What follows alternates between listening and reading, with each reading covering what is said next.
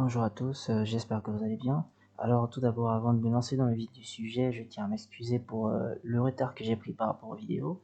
J'ai été pris un peu de cours par l'école et tout, mais qu'à cela ne tienne, pas plus de, et c'est maman qui sera contente.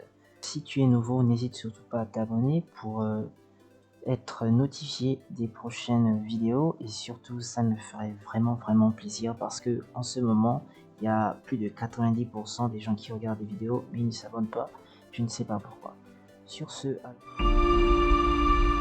nous avons ici notre petite application, donc c'est une application, j'ai reproduit en fait une interface de connexion, donc on a nos deux textes input pour entrer par exemple un mot de passe et un email, et ensuite nous avons notre bouton sign in.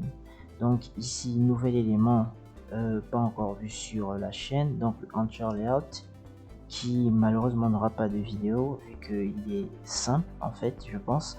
Donc il nous permet en fait de positionner tout élément qui est à l'intérieur par rapport aux coordonnées x et y. Donc ici par exemple j'ai mis le Anchor X à center, donc ce sera centré en X, et à Y j'ai mis top, donc ce sera vers le haut en Y.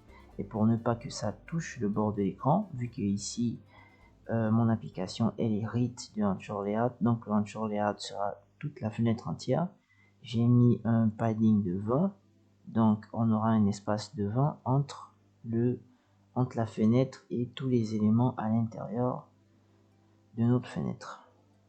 Voilà, donc ici j'ai utilisé un grid layout pour avec deux colonnes pour bien disposer mes labels et mes text input.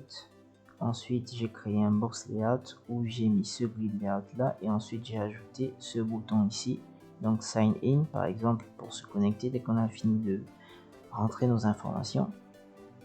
Et ensuite j'ai ajouté le tout dans notre Anchor Layout qui est notre application ici. Donc je tiens à préciser ici pour le lambda, ça me permet de créer une fonction factice en fait.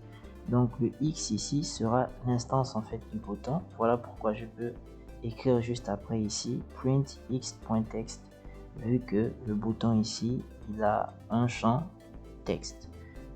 Voilà, c'est un peu tout. Donc je peux ensuite tester. Voilà, c'est déjà fait. Voilà, donc il est là. Je vais prendre la console et comme vous pouvez le voir, ça affiche juste ici. Et on a notre mail, notre password. Et maintenant, si nous souhaitons rendre ce bouton arrondi, il va falloir qu'on ajoute quelques éléments, qu'on importe encore quelques librairies ici, donc from kiwi.graphics.vertex instruction import rounded button. Est-ce que c'est là? Non. Rounded rectangle, autant pour moi.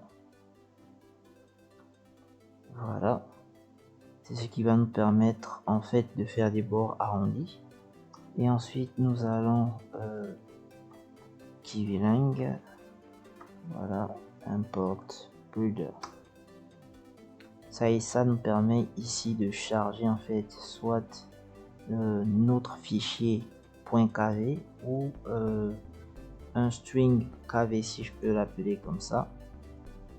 Attendez, je vais vous montrer tout de suite. Donc on ne va pas enlever tout ça là vu qu'on va l'utiliser. On va juste venir écrire à côté ici. Donc on aura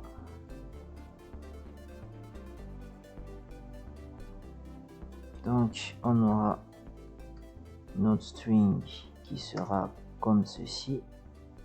Ensuite à l'intérieur nous allons venir mettre notre bouton. Ensuite nous allons récupérer tout ce qui est ici, voilà, et on copie-colle. Ensuite on n'oublie pas l'indexation par rapport au bouton qui est ici présent, et bien sûr on remplace tous les signes égaux. Voilà. Ensuite, il faut enlever les virgules.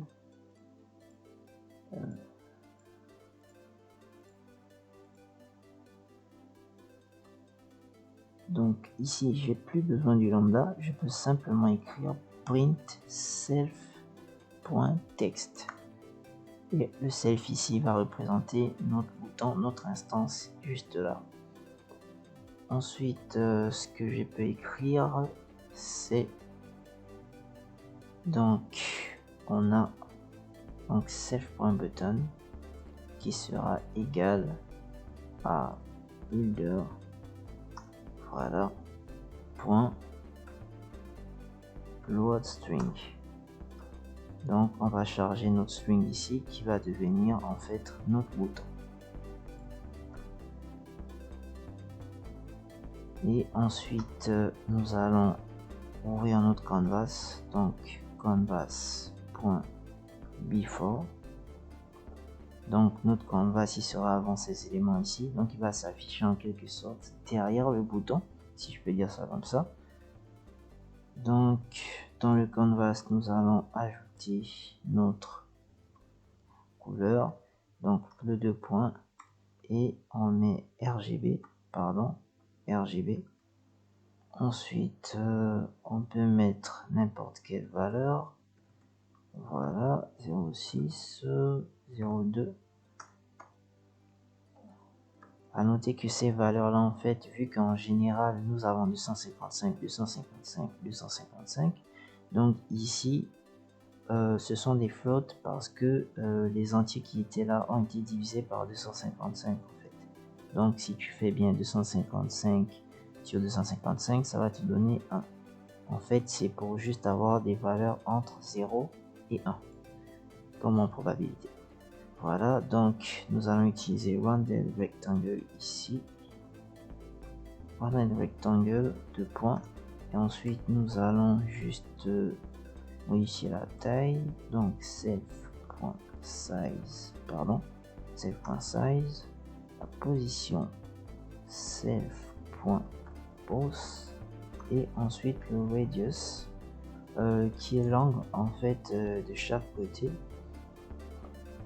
Donc là quand je mets un élément, cette valeur là sera prise pour les 4 côtés. Sinon si on souhaite faire un bouton assez étrange comme on en voit souvent, on peut par exemple mettre un bout arrondi en haut à droite, à gauche autant pour moi, et un bout arrondi en bas à droite. Voilà. Et ensuite on peut tester. Juste avant tout je vais serrer ça dans le coin ici pour que ça fonctionne. Voilà, et donc je peux retester. Et comme vous pouvez le voir, j'ai mon truc arrondi, mais j'ai oublié quelque chose, désolé.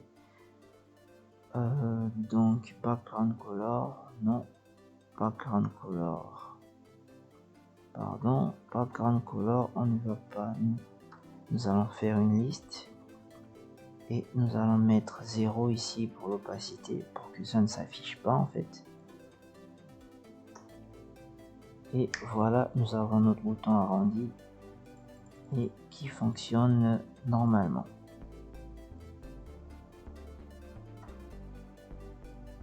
Et comme je l'ai dit tout à l'heure, alors on peut utiliser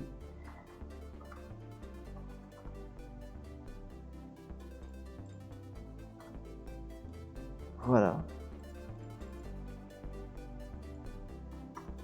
Sur ce sera tout pour aujourd'hui. J'espère que cette vidéo vous a plu. J'espère que j'ai été le plus clair possible quand même. Et comme j'ai dit plus tôt, surtout n'hésitez pas à partager la vidéo, à vous abonner, à la liker, à laisser un commentaire. Et pour tout problème, on se voit dans les commentaires comme je viens de le dire. Sur ce, je vous dis à la prochaine.